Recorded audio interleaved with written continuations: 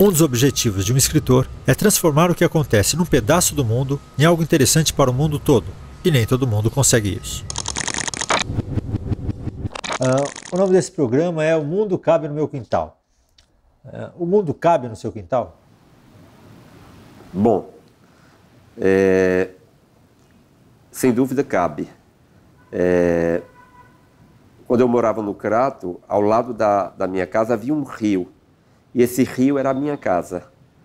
Então, o mundo todo estava ali. O mundo todo estava também no Crato, naquela cidade. Todo o cinema do mundo chegava ao Crato. Quando eu saí do Crato com 16 anos, eu já conhecia o cinema de Fellini, já conhecia o cinema de Godard, já conhecia bom cinema americano e já havia lido excelente literatura. E era uma cidadezinha do interior do Ceará. Então, o mundo estava ali. E essa outra frase do Tolstói? Se queres ser universal, começa por pintar a tua aldeia. Você acha certo, errado? Eu estive num encontro em Natal, um encontro de literatura, dividi uma mesa com o Rubens Figueiredo. E, como acontece em todos os eventos literários, eu participo de muitos eventos, alguém faz a pergunta final. Ronaldo, você é um escritor regionalista? E aí, quando me fizeram essa pergunta, Rubens mexeu-se na sua cadeira e disse, eu posso responder essa pergunta? E aí ele diz, eu não sou um escritor universalista, eu sou um escritor regionalista. Deus me livre de ser um universalista. E aí ele cita essa frase do Tolstói e diz que, lendo e relendo e revirando toda a obra do Tolstói, ele é um grande tradutor do russo, você sabe, não é? Ele disse que nunca localizou essa frase, mas essa frase deve ser de Tolstói, porque se dizem que é de Tolstói, é de Tolstói. Mesmo que Tolstói nunca tinha escrito, mesmo que ele nunca tinha dito, mas ela tornou-se dele. Sem dúvida. Eu só posso falar daquilo que conheço. Machado não escreve sobre outro lugar que não seja o Rio de Janeiro. Nesse sentido, ele é o mais regionalista de todos os escritores. Shakespeare é que escreve, coloca os seus personagens em todos os lugares do mundo. Mas esses lugares do mundo não têm nenhuma cor de outro lugar do mundo que não seja a própria Inglaterra. Os dramas que ele compila e reescreve com seu gênio, na verdade, são todos ingleses. O idioma que ele fixa nos seus 50 mil verbetes é o idioma inglês. Então, todos nós, se não tivermos uma paisagem, um lugar sobre o qual escrever, será difícil nos tornarmos escritor. Mesmo Borges, com todo o mundo dele, com a propriedade sobre todo o mundo, no fim, está sempre falando da Argentina. É sempre um escritor argentino. O que é o universalismo na literatura? O que é o universalismo na literatura? Então, é universal na literatura tudo aquilo em que você se reconhece. Eu leio há muitos anos um poema épico indiano chamado Mahabharata. Por que o Mahabharata?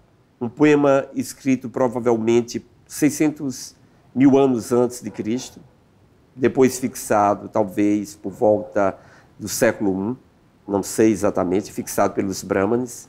Por que esse poema me toca?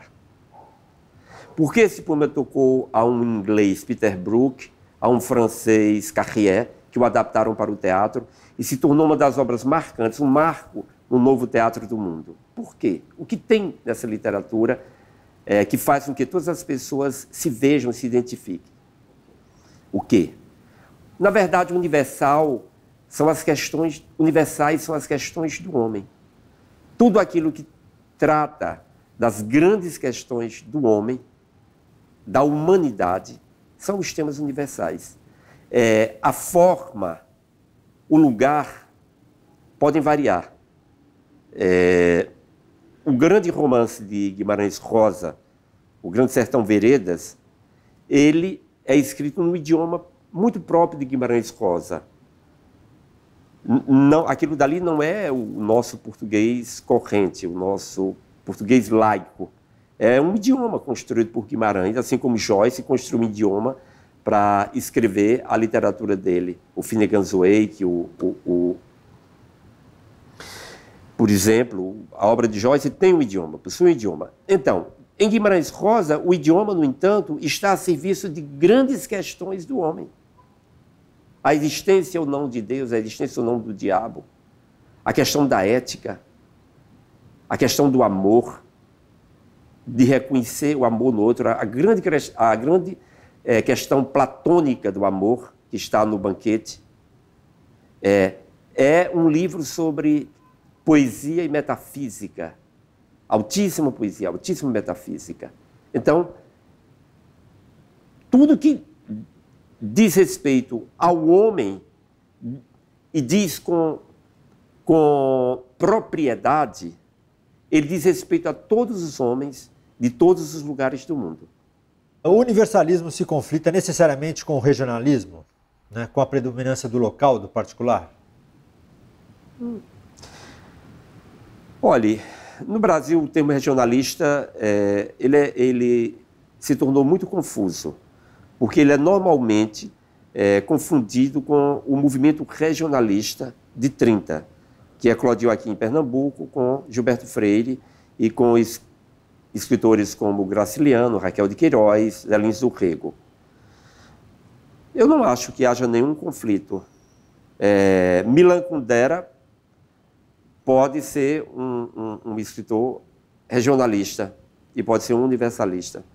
Você acha que, para certa parte da crítica, o cenário é quem decide se uma coisa é regional ou não?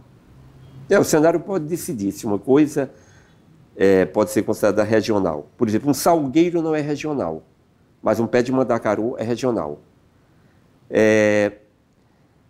Veja, uma narrativa que aconteça aqui no Recife, ela pode ganhar um caráter regional, mas a mesma história, se for contada em Nova York, a mesma história, ela poderá ser universal.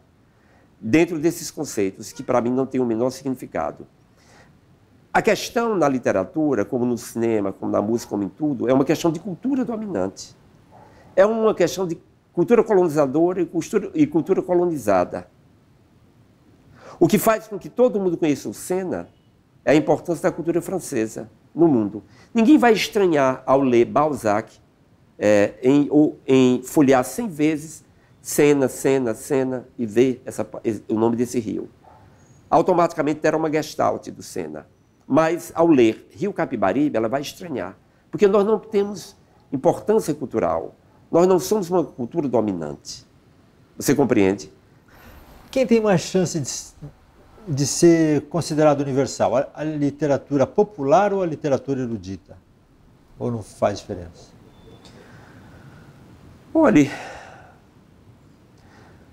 a literatura popular, ela faz parte de um... Quando eu digo popular, literatura oral, ela faz parte de um conhecimento comum, de um grande rio que percorre os subterrâneos do planeta Terra, que percorre, entendeu, todos os níveis da nossa formação. A literatura oral, ela faz isso e ela une. As mesmas histórias que se contavam no Afeganistão eram contadas lá na Fazenda Lajedo, onde eu nasci. Uma noite dessas, já faz anos, mas uma noite dessas em que eu jantava com uma família de romeiros num lugar chamado Serra das Varas, em Arco Verde, sertão de Pernambuco, de repente, falta sal na comida, o dono da casa reclama e a dona da casa conta uma história. E quando ela conta a história, eu fico arrepiado, porque a história é rigorosamente igual ao Rei Lear de Shakespeare. Então, há uma tradição oral que está cada dia mais perdida, que ela é universal. E aí eu estou dizendo universal no sentido, para mim, correto. porque pertence a esse grande rio, esse grande caudal, pertence às narrativas próprias de todos os homens. E eu acho que há uma literatura escrita por autores, uma literatura autoral, que também, com o tempo, vai entrando no domínio público. Ou seja, vai se transformando em propriedade de todas as pessoas. Será que o best-seller, independente da sua qualidade ou não, é um livro que atinge que chega a ser mítico? Harry Potter, Crepúsculo, O Alquimista, será que eles atingiram esse inconsciente coletivo? Você colocou uma questão muitíssimo importante, muito pertinente. Eu acho que esses livros de grande sucesso, mesmo que você considere a grande carga da máquina publicitária, da máquina de venda, do mercado, mas eu acho que eles tratam de questões que são caras aos homens. Eu acho que sim. Tratam de sombras, lobisomem, vampiros, tratam de sombras. Harry Potter, idem, tratam de questões que sempre assombraram o homem e que encantam muito, continuam encantando todos os homens. Você veja no novelário brasileiro, na dramaturgia brasileira, como algumas novelas sempre terminam tocando por questões, fazem grande sucesso a partir de questões que são grandes questões míticas, assombros, crimes, busca de um culpado, castigo do culpado. Essas questões retornam, que são questões universais do homem.